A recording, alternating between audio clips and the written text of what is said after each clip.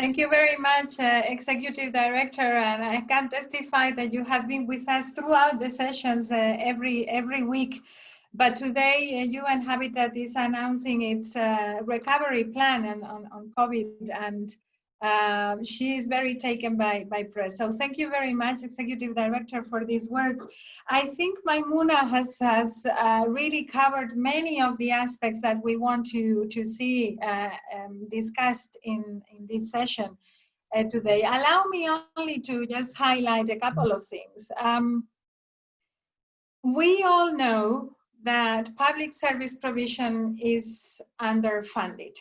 And this is a reality that we have been dealing with before the COVID pandemic, and that has been extremely difficult to bring to the top of the agenda, both nationally and internationally.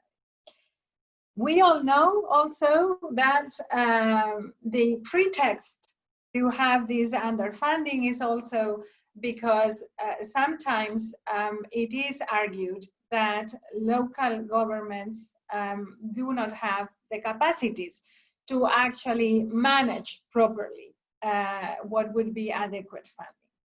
Another aspect that we have been dealing with and has been part of our advocacy of many of us around the table is that although we live in an economy that is built around formal requirements, so credit worthiness, for instance, is something that is defined far away in offices that are not often in the global south. We live in a reality at local and regional level that is highly informal, and this informality and these realities that force local and regional governments to offer service provision or not to a very big part of the population are not to be found high on the political agendas either.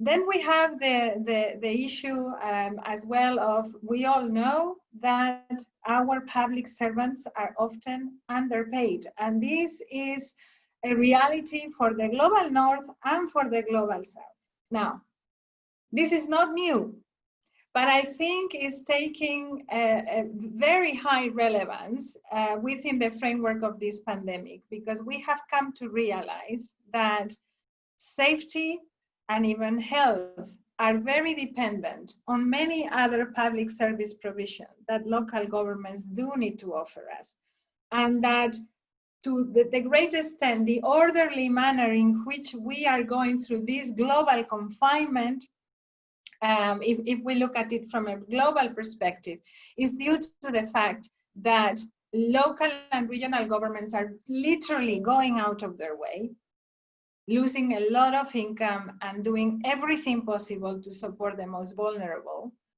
so that our civilization keeps going, basically. So where we have water infrastructure, water is still running. We have waste recollection. In those spaces where we didn't have water and where that was a problem, alternative emergency measures are being looked at. So my hope, and this is not a naive hope, my hope is that this situation is going to help us make the case differently in the future for the aftermath. And that the discussions with the partners that today we have around the table, the financial institutions, and also the private sector, will change in the future. And that we all gather around this notion that without a strong delivery of basic service provision, with the protections of the common in mind, with the right competencies and prepared local and regional governments, we will not be able to meet the Sustainable Development Agenda, which in our perspective, from our perspective, is a very good framework to continue this work. So today we are going to be looking at these different aspects. What are we going to need for the reconstruction? What are we doing while the crisis is ongoing? And what does it mean for the sustainability of our system? But again, let us keep in mind that I think our collective effort needs to be to change the narrative also for the aftermath, and to identify those things that are really working. So that's the part where we learn from each other.